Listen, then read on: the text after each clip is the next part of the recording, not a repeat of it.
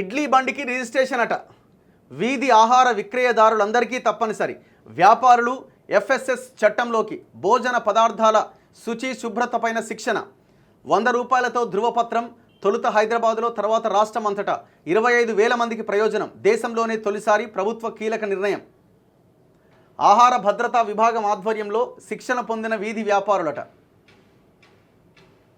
ఉదయం అల్పాహారం, మధ్యాహ్నం భోజనం, వీలైతే రాత్రికి కూడా బయటే తింటున్న రోజులివి.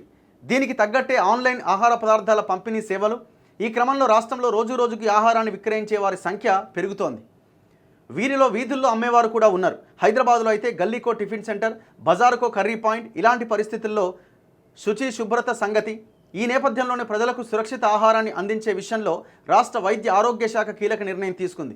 వీధుల్లో ఆహారాన్ని విక్రయించే వ్యాపారులందరినీ ఆహార భద్రతా ప్రమాణాల చట్టం పరిధిలోకి తేబోతున్నారు. వీరందరికీ రిజిస్ట్రేషన్ తప్పనిసరి చేసింది. అంటే మన వీధిలోని ఇడ్లీ బండి నుంచి మార్కెట్లోని గప్చుప్ బండి వరకు అందరూ కూడా దీని పరిధిలోకి తీసుకురాబోతున్నారట. ఇక్కడ 2-3 ఇబ్బందులు కూడా వచ్చే తలెత్తే అవకాశం ఉంది. ఇప్పుడు మీరు అందులో లేరు అని చెప్పి ఆ బండిని అక్కడి నుంచి ఎత్తేసారు అనుకోండి. ఇప్పుడు వాళ్ళకు అప్లై చేసుకుని వాళ్ళకో, లేకపోతే నమోదు చేసుకుని వాళ్ళకో మీరు మీరు మీరు అక్కడ అసలు పర్మిషన్ తీసుకోలేదు, మీరు దీంట్లో లేరు అని చెప్పి అక్కడి నుంచి వాళ్ళని తొలగిస్తే, అండ్ ఇంకొకటి మీరు మొత్తం ఫుట్పాత్ను ఆక్రమించారనో ఇంకో దాని పేరుతో వాళ్ళకి అందులో నమోదు చేసుకోలేకపోతే, ఇట్లా కొంతమందిని ఆ వీధి వ్యాపారాలను తగ్గించాలన్న ఉద్దేశంతో ఏమైనా దీన్ని తీసుకొస్తున్నారా? దీని మీద కూడా మనం ఆలోచించాలి. ఎందుకంటే ప్రతి దాంట్లో 100% నెగిటివ్ కోణం ఏదైనా ఉందా అన్న దాని మీదనే మనం ఫోకస్ చేయాలి. పాజిటివ్ అంశం కావచ్చు కొంతమందికి, కానీ అందరికీ మరి ఇది ఇస్తారా అన్నది కూడా ఒక ప్రధానమైన అంశం. ఇంకొక విషయం చెప్పాలంటే, ఈ బయట హోటళ్ళల్లో ఆడేది తినే వాటికంటే ఆడనే మంచిగా ఉంటాయి. టిఫిన్స్ అయినా ఇంకోటైనా టేస్ట్ ఉండమైనా, లేకపోతే శుభ్రత విషయంలో కానీ అక్కడే కొంత బెటర్గా అనిపిస్తుంది. ఆ హోటళ్ళల్లో వాడి కిచెన్లలో బొద్దింకలు, ఆ కథా వ్యవహారం అని ఎన్ని చూడలే ఈ మధ్యకాలంలో. వాడు వాడే కలర్స్ ఇంకోటి. కాకపోతే ఇందులో కూడా కొంతమంది చెడు ఆహార పదార్థాలని వాడి తయారు చేస్తున్న వాళ్ళు కూడా ఉండొచ్చు. దీన్ని తొలుత హైదరాబాద్లో అమలు చేయబోతున్నారు. దశల వారీగా జిల్లాలోని వ్యాపారులకు కూడా వర్తింపజేయబోతున్నారు. రాష్ట్ర ఆహార భద్రతా కమిషనర్ ఈ మేరకు కసరత్తు పూర్తి చేశారు.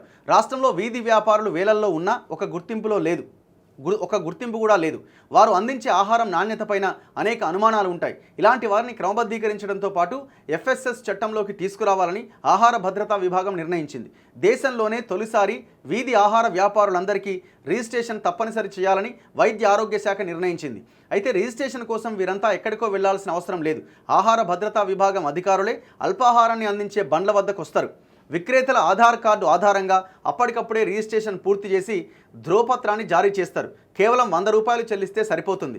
దీన్ని ఏటా చెల్లించాల్సి ఉంటుంది. వాస్తవానికి ఉచితంగానే రిజిస్ట్రేషన్ చేయాలనుకున్న వ్యాపారుల్లో బాధ్యత, జవాబుదారీతనం పెంపునకు నామమాత్ర రుసుము తీసుకుంటున్నట్టుగా ఉన్నతాధికారులు చెబుతున్నారు. అయితే రిజిస్ట్రేషన్తో సరిపెట్టకుండా ఆహార పదార్థాల పరిశుభ్రత పాటించడంలో ప్రాథమిక శిక్షణ అందించాలని వైద్య ఆరోగ్య శాఖ నిర్ణయించింది. భారత జాతీయ వీధి వ్యాపారుల సంఘం సహకారం, నెస్లే ఇండియా స్పాన్సర్షిప్తో ఇప్పటికే హైదరాబాద్లో ప్రయోగాత్మకంగా 3,000 మందికి శిక్షణ ఇచ్చారు. ఆహార తయారీలో మంచి పద్ధతులతో పాటు ముడి పదార్థాల ఎంపికలో తీసుకోవాల్సిన జాగ్రత్తలు వివరిస్తున్నారు.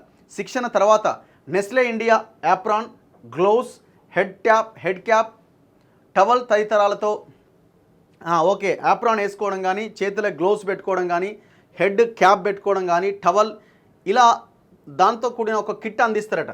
శిక్షణ తాలూకు ధ్రువపత్రాలు జారీ చేస్తారు. అయితే రిజిస్ట్రేషన్తో వ్యాపారులకు గుర్తింపు వస్తుంది. వినియోగదారుల్లో ఆహార పదార్థాల నాణ్యతపైన నమ్మకం కలుగుతుంది. వ్యాపారులపైన అధికారుల పర్యవేక్షణ ఉంటుంది. బ్యాంకుల నుంచి రుణాలు పొందే అవకాశం కూడా లభిస్తుంది. జిహెచ్ఎంసీ, మున్సిపల్, పోలీసు విభాగాల నుంచి కూడా వేధింపులు ఉండవు.